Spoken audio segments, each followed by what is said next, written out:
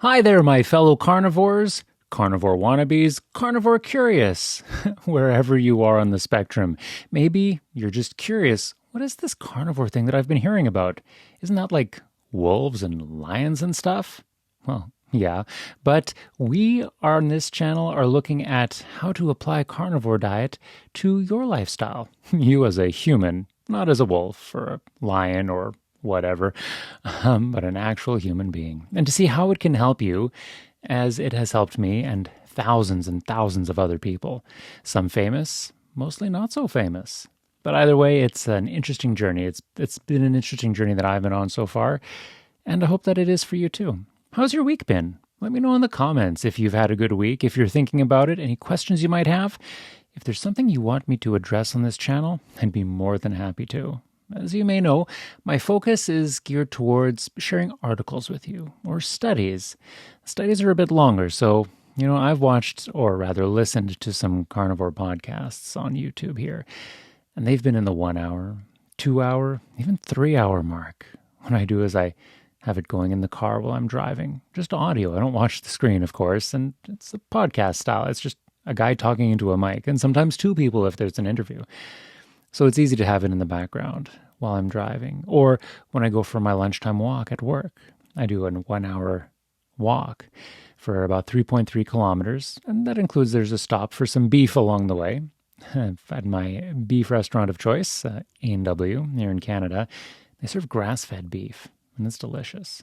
And if you order, now I don't know what the prices are everywhere in Canada or in the US or wherever else it might have A&W, but here, in the province of Manitoba, where I live, I ordered 2 5-ounce patties. That's the uncle patty.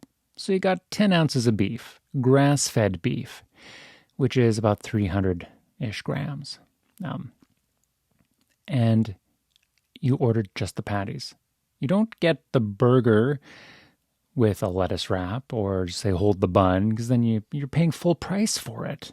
And you still get the tomatoes and the sauces and whatever wrapped into it. And you say, no sauces, hold all that stuff. Well, you're still paying for the burger price. But if you just ask for the patty, or in my case, 2 patties, I pay $2.50 a patty. That's $5. Add tax on, it comes to $5.60. That's my daily lunch when I go to work. Because the grass-fed farmer that I order locally, I couldn't get it cheaper than that. The ground beef is, what is it? I'm going to call it about $9 a pound. And so here I'm having, well, over half a pound for $5.60. So it's about the same. Plus it's cooked, it's hot, it's fresh, it's delicious. I just get some salt packs, and I sprinkle some salt on, and they give it to me in a little box and one of those compostable wooden forks, which I'm getting used to. Wooden forks aren't my favorite. They taste like wood when you're eating. And kind of that rough texture. But hey, it's better than a cheap plastic fork. That's for sure. That at least it holds up. It's strong. Anyway, I digress. So I've got my 3.3 kilometer walk every day at lunch, and I get my beef, and that's my lunch. And so, what do you have for lunch? Tell me what you do for lunch or for supper. How many meals a day do you have? 1, 2, 3, 6? I don't know. Whatever. Anything's game. Just let me know. And yeah, if you have any questions, anything you want me to cover, do let me know. Now, the topic for today's video is I was going through some articles and found something that I found to be very interesting related to something that led me very strongly towards not carnivore diet specifically, but looking for something to heal, as you well know if you're a regular on my channel. And so I came across an article by Dr. Kiltz. And I'm going to get that screen recorder going. This way I can share my recording with you, my screen rather with you, while I'm recording. And so I'll get that going. Are we live? Well, not live, but yeah, okay, we're recording. Good. So this is an article from Dr. Kiltz's website. He's a fertility doctor, if I'm not mistaken. So he helps couples who are having trouble to conceive. He helps them to conceive. And he's got his medical means, of course. But he also uses dietary approach, ketogenic, carnivore, that sort of thing. And I first heard of him on the reversed Carnivore is a docuseries. If you look at Dr. Ken D. Berry, MD, I think is the channel name on YouTube, he links to the documentary that was done in Costa Rica, and there was Dr. Chafee was there, Dr. Berry was there, Dr. Kiltz was there, Steak and Butter Gal was there. Lots of the current popular carnivore influencers were there, and also some regular people. It was almost like a not Survivor, but what's like Big Brother sort of thing, where you've got the guests in this place, you got the regular people and you got the pros, and it was interesting. But anyways, that's where I discovered, first heard about Dr. Kiltz. And so this article, it was not written by Dr. Kiltz. It was written by Liam McAuliffe, published on February 19, 2022, and it's called Inflammation, Acute, Chronic, and Causes. Like I said, inflammation has always been a big problem for me. That's what led me to this, so I want to share this with you. So let's begin. When our body's immune response is functioning properly, inflammation is a temporary response that actually helps the body heal. Inflammation is designed to limit invasions of bacteria and help our cells repair after injury. But when it doesn't turn off, inflammation simmers at a chronic level, damaging healthy cells instead of healing damaged cells and contributing to the so-called diseases of civilization, including coronary heart disease, obesity, hypertension, type 2 diabetes, epithelial cell cancers, autoimmune disease, and osteoporosis. Now, that's a lot of things that inflammation can do to you, which is why it was starting to scare me as I was learning all the things that could come from inflammation, chronic inflammation, rather. So that's why I had to do something about it, and I did. And I hope you do too. Let's continue. What is inflammation? Inflammation is the body's natural response to protecting itself from infection and a process of healing injury. Humans evolved inflammation as an essential immune system process for survival in the absence of modern medication, such as antibiotics. Inflammation occurs when chemicals in white blood cells are released into body tissue.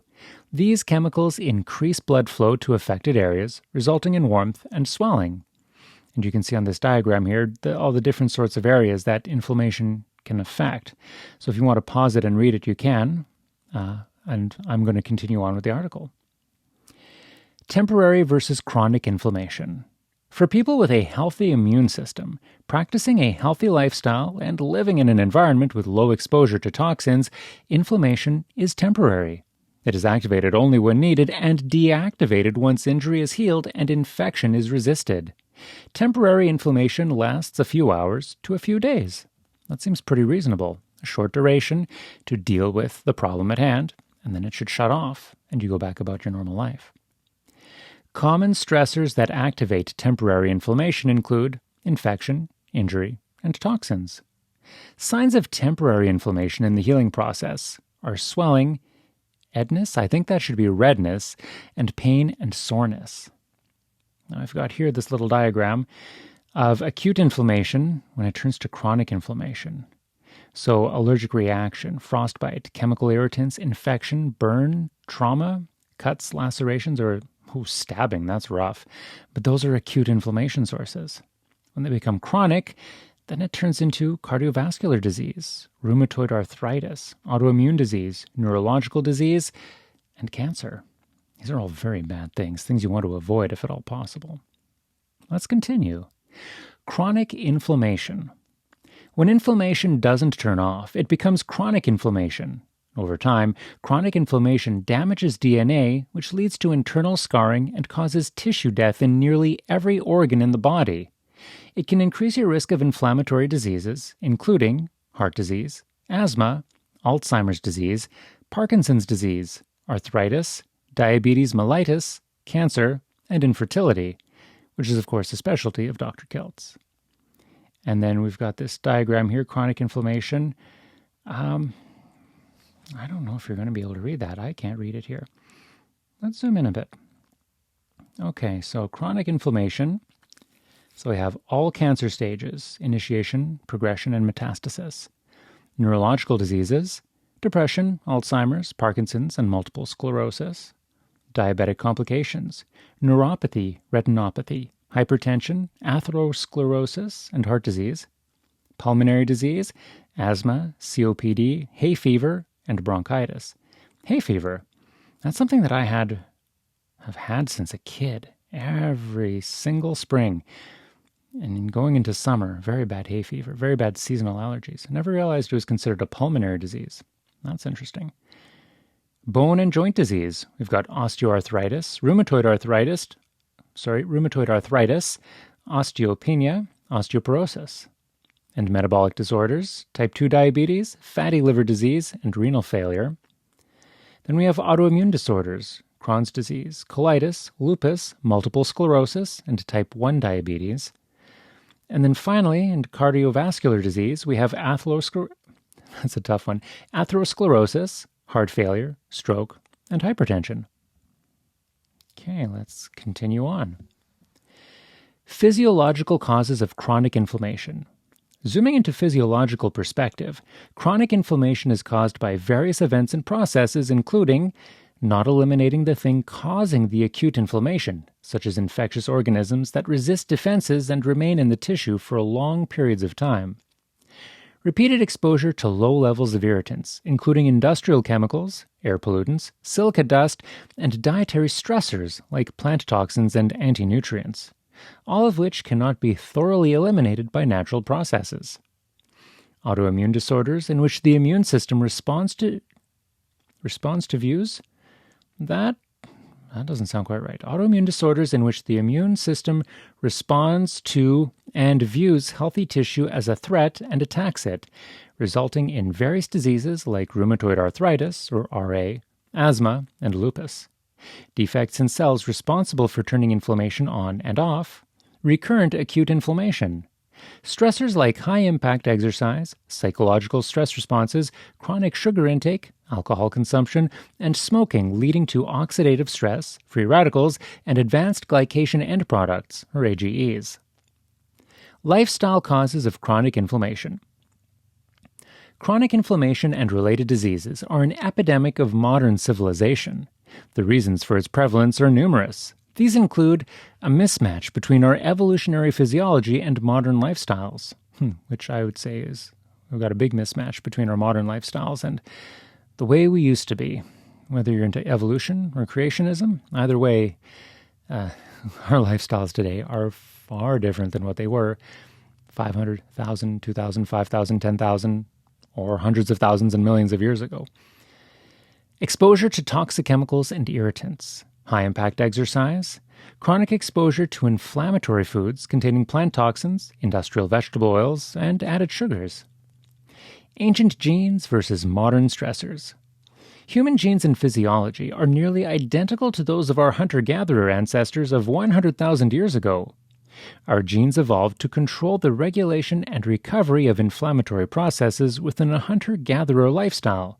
In modern life, our genes operate in an environment that features numerous chronic stressors that our inflammatory response system was not designed for. A sedentary lifestyle, psychological and emotional stress due to loneliness and isolation, exposure to industrial toxins, and diets high in plant toxins and added sugars all subject our body to constant threats eliciting inflammatory responses. Leaky gut and chronic inflammation. The discordance between the diets our caveman ancestors evolved on and modern diets results in exposure to various plant foods and processed foods that can lead to intestinal permeability or leaky gut. Proteins in grains and legumes, called lectins, can bind to our intestinal lining, breaking down our protective membrane. That doesn't sound like a good thing, does it? This allows molecules to pass into our bloodstream and be carried to areas of the body where they shouldn't be. The body defends against these antigenic molecules through inflammation.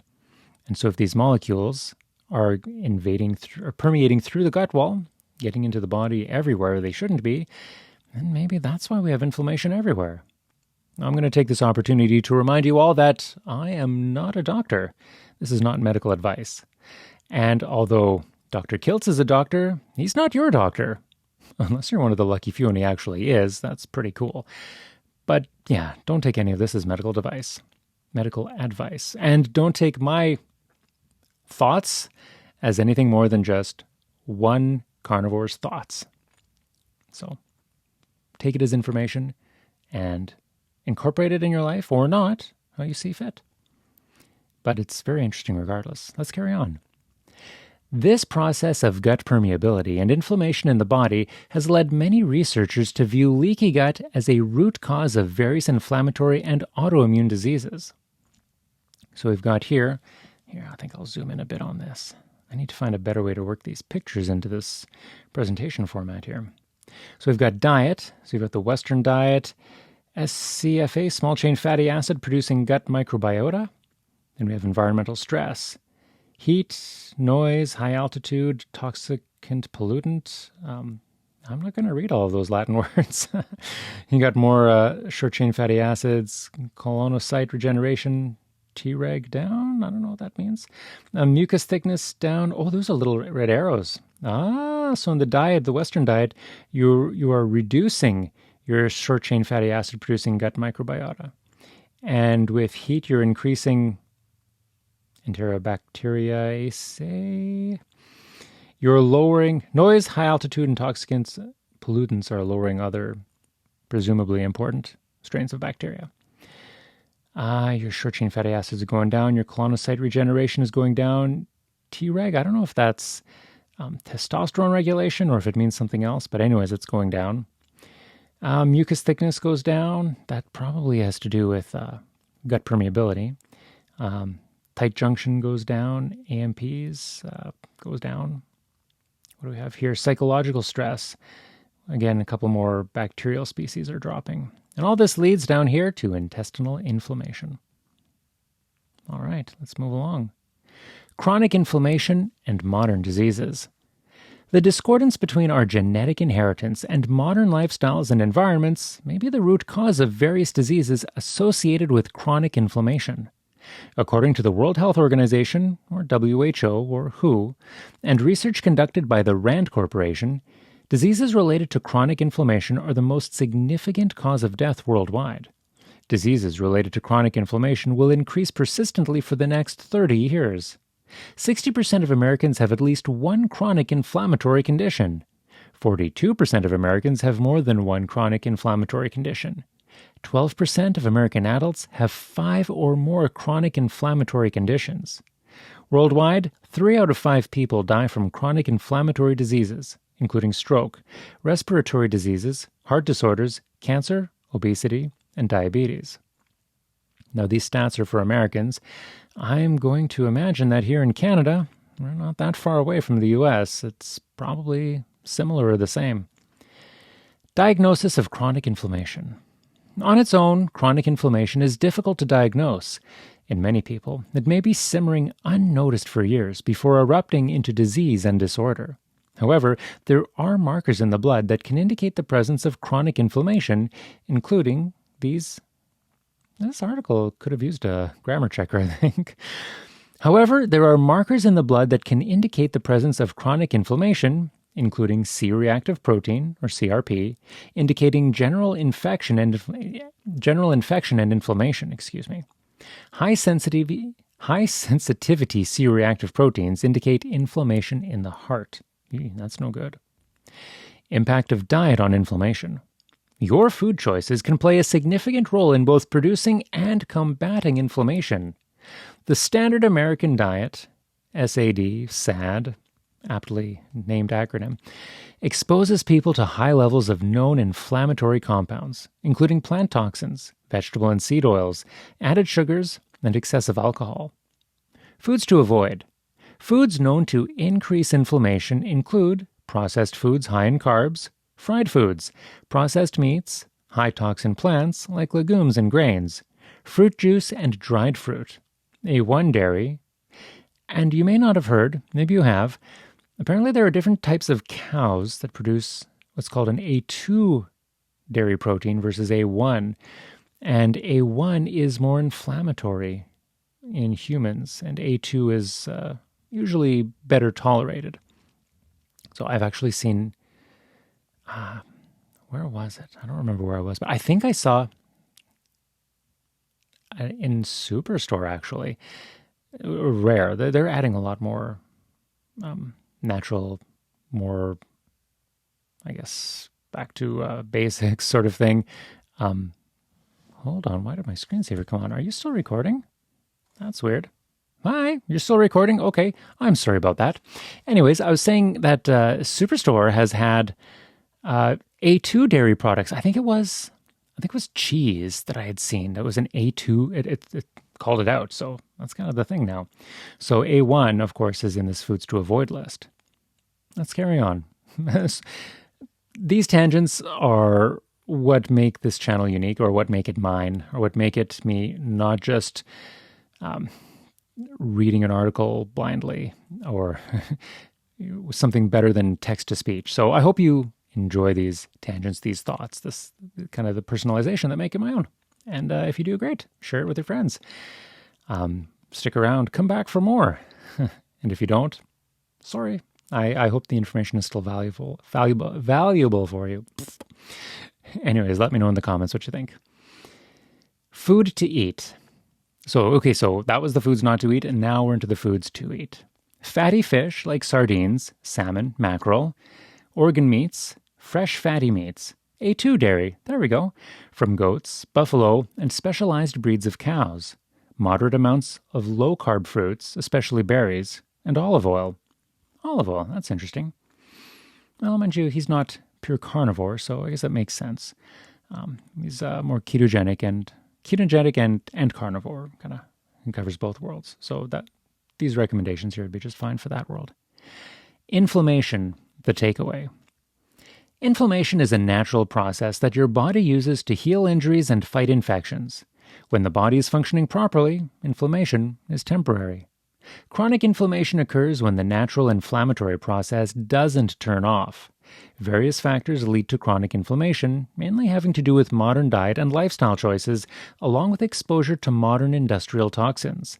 Many processed foods can be considered industrial toxins. And it makes sense because they're made in a chemical factory by chemical engineers and other food scientists that aren't basic farmers, just growing off the land. You can reduce your risk of chronic inflammation by quitting smoking, drinking less alcohol, properly preparing your food, especially grains and legumes, reducing sugar, and eliminating plant foods high in toxins. Related blog posts, I think that's it. Yeah. That's the end. Dr. Kiltz, the Keto Carnivore Fertility MD. So there we go. And this is on drkiltz.com. As always, I will include a link in the description to this very article, so you can see exactly what I've been reading. You can follow along. Maybe you can have a better view of the pictures on your screen if you zoom in to see the parts that you want to see that are really small. But anyways, yeah, that is today's article. So I hope you've enjoyed this. I hope this has been useful for you, informative, entertaining. Hopefully I'm getting a little more comfortable with it. Still tripping on some of those big medical words, but can you blame me? It's not exactly the quick brown fox. There's a little bit bigger words than that. So anyways, I hope you're enjoying. I hope it's valuable for you. Share this message with a friend, someone who think you might benefit from it, and come back for more. I've got meaty Mondays. Every Monday is when these videos come out. And yeah, like, subscribe, comment, let me know what you like, let me know what you don't like, thumbs up, thumbs down, whatever. Anything that lets me know if there's something that you need, something that you want, and that you're getting some benefit from it. Because that's what I'm doing this for, is to help spread the word. As I heard others' messages and now my health is improving, I want to help other people improve as well. So anyways, I'm Thirsty Water, and you have been listening to Beef, Salt, and Thirsty Water. Have a great day. See you next week.